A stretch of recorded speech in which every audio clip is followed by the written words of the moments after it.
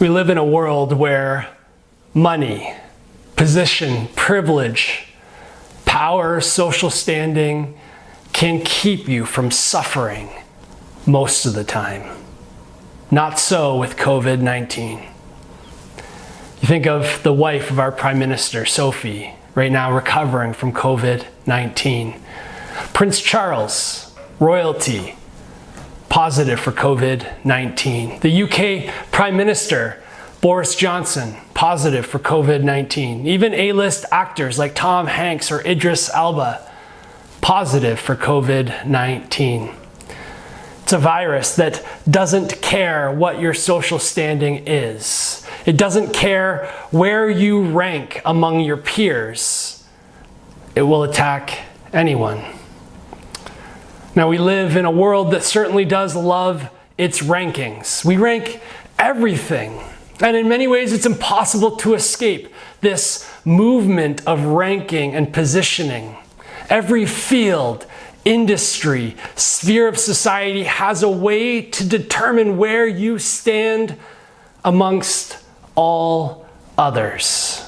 And too often, we find ourselves assigning worth equal to where we rank. And so we find that when we rank well, we feel good, and we feel good about ourselves. And when we rank poorly, we follow suit with our sense of self-worth. Each and every day, the rankings change. And so when we tie our worth and our value to a rankings based on some stat that someone somewhere deemed important, our identity and sense of self-worth takes a roller coaster ride based on what's happening that day. Friends, it's not supposed to be this way. As a church family, we've been on a bit of a journey, following Jesus and his trajectory from normal ministry, as we saw represented in Kimberly's sermon on Jesus the Good Shepherd, to tipping his cards as the Messiah, what we saw last week, and how he would be fulfilling God's promise of a promised Messiah, an anointed king. But we saw that Jesus was going to do that in a way radically different than what anyone expected. Now remember in Matthew 16:21 and following, it reads, "From that time on, Jesus began to explain to his disciples that he must go to Jerusalem and suffer many things at the hands of the elders, the chief priests, and the teachers of the law, and that he must be killed, and on the third day be raised to life."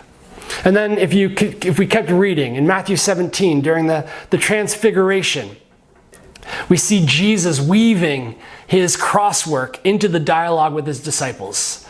We see him helping them prepare for what was to come. In Matthew 17, verse 9, we see, "And as they were coming down the mountain, Jesus instructed them, 'Don't tell anyone what you've seen until the Son of Man has been raised from the dead.'" And then down in verse 22 and 23, we see that Jesus predicts his death a second time. He says, "When they came together in Galilee, he," being Jesus, "said to them, 'The Son of Man is going to be delivered into the hands of men. They will kill him, and on the third day he will be raised to life.'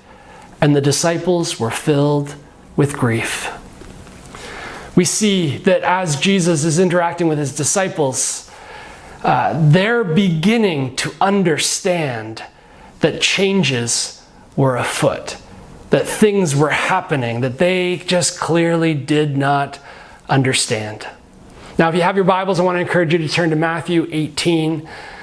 This is where we're going to be hanging out today, Matthew 18. And it reads, Matthew 18, verse 1, "At that time the disciples came to Jesus and asked, 'Who then is the greatest in the kingdom of heaven?' He called a little child to him and placed the child among them. And he said, 'Truly I tell you, unless you change and become like little children, you will never enter the kingdom of heaven. Therefore, whoever takes the lowly position of this child is the greatest in the kingdom of heaven. And whoever welcomes one such child in my name welcomes me. If anyone causes one of these little ones, those who believe in me, to stumble, it would be better for them to have a large millstone hung around their neck and be drowned in the depths of the sea. Fascinating. Did you catch that? Just like today, the disciples were oh so concerned with their rankings in the kingdom of heaven. Now, to be fair, they came out of a Jewish context, and within the Jewish world, they would have reflected on certain texts, certain Jewish texts that highlight different rewards and ranks in the kingdom of heaven. And that actually played into their current world in the first century, right into the Greco-Roman world, where rank and status were something that people confirmed daily. They were confronted with it wherever they went. Rank and status, privilege, power. Now, as the disciples were hearing Jesus talk about what was to come, death, resurrection, on the third day being risen, and not really fully understanding what was happening, they just knew that changes were coming.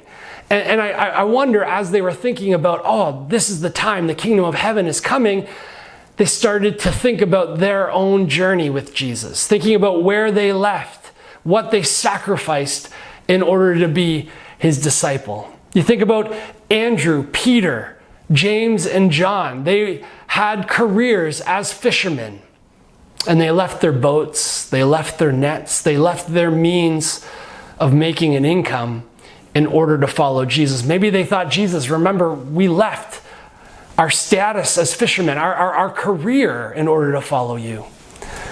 Now, Matthew was a tax collector in that he served the larger empire at play. He taxed his own people.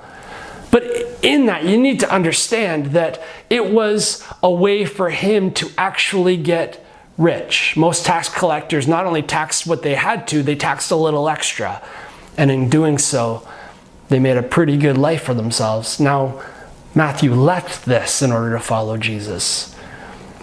Simon was a zealot. He was a revolutionary. He had a band of people that he was a part of, and they had plans to cause a ruckus, and he was going to be a part of it. But he left that in order to follow the Jesus revolution, the Jesus movement.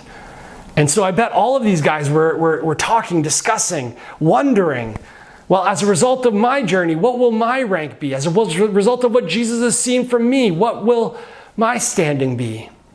And I bet they were wondering if the sacrifice they made would usher themselves into a greater rank or reward in the kingdom of heaven. Now, they knew of the heroes of old. They had lists of people who had gone before. They knew of the prophets. They knew of the patriarchs of the Jewish faith. And I bet they were wondering, will we be seen among these heroes of the faith? Where do we stand in the kingdom of heaven? Now, in response to this, we see Jesus take the conversation and he turns the whole thing on its head. See that in verse 2 and following. He called a little child to him, and he placed the child among them.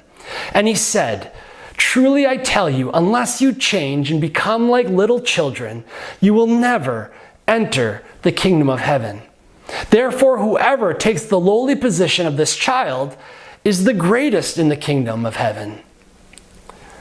Where the disciples are clamoring for prestige, for rank, Jesus brings an end to it. Full stop. He calls over a little child. Can you picture it? Shy, vulnerable, unsure of herself, but trusting with clear eyes, looking up at Jesus, ready to listen, to be loved and to love, to learn and to grow. Now, this is what true greatness in the kingdom of heaven looks like. It's important for us reading in 2020 to understand a little something about this. We need to understand that children played a very different role in the ancient world. In ancient society, children were the most powerless members. In most of history, one's social status actually grew. One's authority grew in direct correlation to their age. Children were essentially viewed as half human until they reached puberty. Now, from a dark but somewhat realistic perspective, it was really only until they became available as sexual partners that adults finally gave them any notice. Now, girls particularly suffered in the ancient world. Often, newborn girls were simply thrown away. They were left to starve or be eaten by predators. Oftentimes, they were even sold into prostitution. Now, this may be difficult for us to hear. So often, again, particularly girls were simply not worth the time and expense to be raised. It's significant that in some languages, including Greek, in which the New Testament was written, there are often no words for the gender of a child. A child is just an it. It's interesting. And so Jesus calls over a child, the most powerless of society. And in this passage, as we read it, the child is actually an it. It's gender neutral. We don't know if it's a boy or a girl. And yet earlier, I hazarded a guess that the child was a girl. You see, a little girl would bring to crystal clarity what Jesus was getting at here. The weakest, most vulnerable, least significant human being that you can think of actually reveals for us what the kingdom of heaven is like. God's kingdom, that future time where the earth is ruled as if heaven is all there is. Where on earth it is as God wills. That future place. It certainly won't be about rankings, friends, or performance. It won't be where the strongest, the fastest, the loudest, or the angriest find themselves in the front with privilege and power. Jesus invites his disciples to open themselves up to a fundamental shift. He says, become like this child. He says, humble yourself. He says, where you clamor for position, prestige, power, privilege, he says, you're missing it. You're missing it. In our world, we often see weakness or vulnerability as negatives, things to be avoided and things maybe even to be ashamed of. And yet here, Jesus reveals that it's actually humility that is central in the kingdom of heaven. It's actually humility that is what we should be clamoring for, allowing our lives to be defined by it. The flip side, what we so often see in our world, pride and arrogance. The reality is these are things that distort and destroy true humanity, the human life that we were made to live. A life lived in relationship, in connection. And yet when we give ourselves over to pride and arrogance, we lose a little bit of our humanity. Now, it's significant to note that Jesus isn't simply using the child as an illustration, because Jesus is actually concerned for the well-being of children.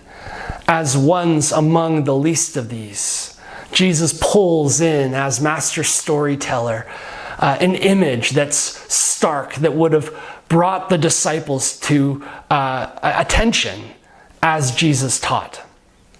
He says in verse 6, if anyone causes one of these little ones, those who believe in me, to stumble, it would be better for them to have a large millstone hung around their neck and to be drowned in the depths of the sea.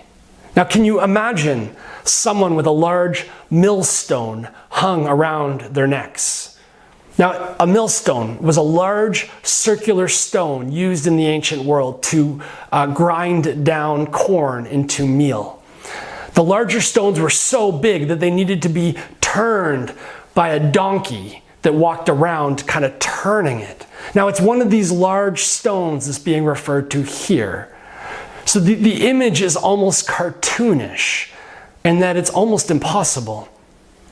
You got to think it's a little easier to drown someone than by leaning into this image that Jesus is talking about, by making them carry a massive millstone around their neck, by loading them into a boat, by rowing them out to the deepest part of the lake and letting them drown in the deepest depths. Now, the image is used because it's vivid, because it's dramatic. It's supposed to jump out at us and grab us. Some of us may be taken aback by it. Some of you are saying, wait, is this Jesus? Remember last week how when we talked about how Jesus was seen in the line of prophets, those wild prophets that would stand up to kings and oppressors and call them out. Here again, we see some of that wild prophetic language, Jesus calling out those who would be oppressors, those who would push down on the least of these. And he's saying, woe is you. Take note. Take note. Now, again, if we think this is violent or if we think this is extreme, maybe it's because we too have undervalued these little ones that Jesus is referring to. Yes, children in particular, but also those who are powerless, vulnerable, the most at risk in our world. Sometimes we ignore them or we will help them, but it's out of the extra.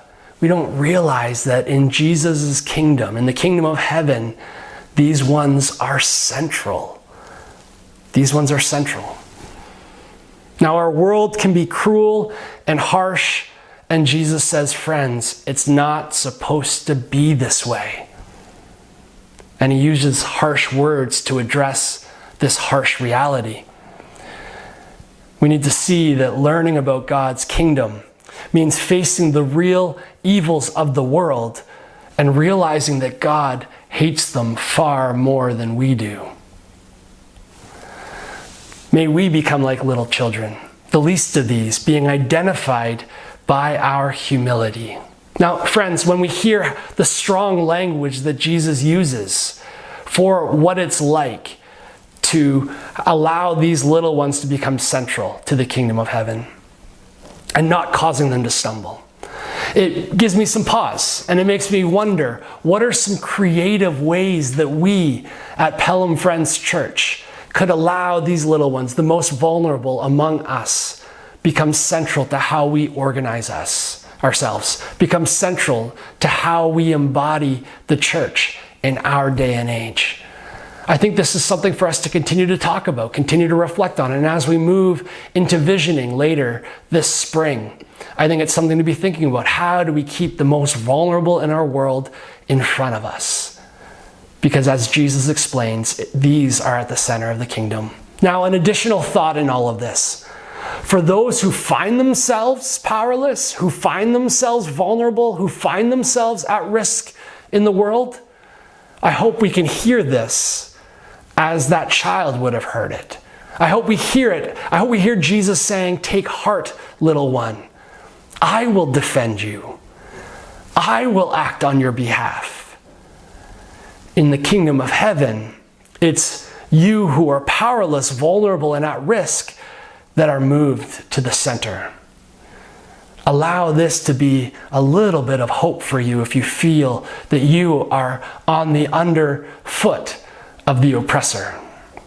Now, as we've moved through this series, we saw 2 weeks ago with Kimberly's lesson that Jesus, as the good shepherd, he's the one who cares for the sheep. And then last week we saw that Jesus is the Messiah, that anointed king who is going to be Messiah in a way that no one was ready for, in a way that no one was ready. And here we see that Jesus' greatness is not evidenced in any way that our world can understand. Remember, Jesus was born essentially out of wedlock to a carpenter's family. born in a manger, a stable, a barn, among smelly animals. His life, we don't know a whole lot about it because it was essentially insignificant until he became, his ministry went into public ministry. Now, we see all of this. We see that this is not the person that we would expect to be Messiah, to be the anointed king, the long-awaited anointed king. But we see that Jesus' journey is one that started in humility, and all the way throughout, he walked a humble road. Even his ministry life, we see that Jesus was essentially a homeless wanderer who relied on the generosity of people in order to survive. And then we see right through the end, we see that Jesus' greatness is shown in a way our world could never understand, right? A humble journey to the cross, a journey that would see Jesus arrested, beaten, spit upon, tried, and crucified. Friends, rather than pursuing prestige, rankings, worldly position, and power, Jesus shows us that the way of kingdom greatness, the way of humility, is really about becoming like the least of these. It's the cross that serves as the ultimate example of what Jesus is getting at here. And friends, it's a lesson that I truly believe we need to learn again and again. Now, as we continue to make our way towards the cross, reflecting on Jesus' journey, it's my prayer that we would discover a new capacity for what it is to be a follower of Jesus in our world today. That as we reflect on what this kingdom greatness means for us in our life, in our families, among our neighbors, in our neighborhoods, in our places of work, in our church, that we would discover with a new sense of creativity what it means to follow Jesus. Friends, today, may you embrace kingdom greatness, a greatness that no one in our world truly understands.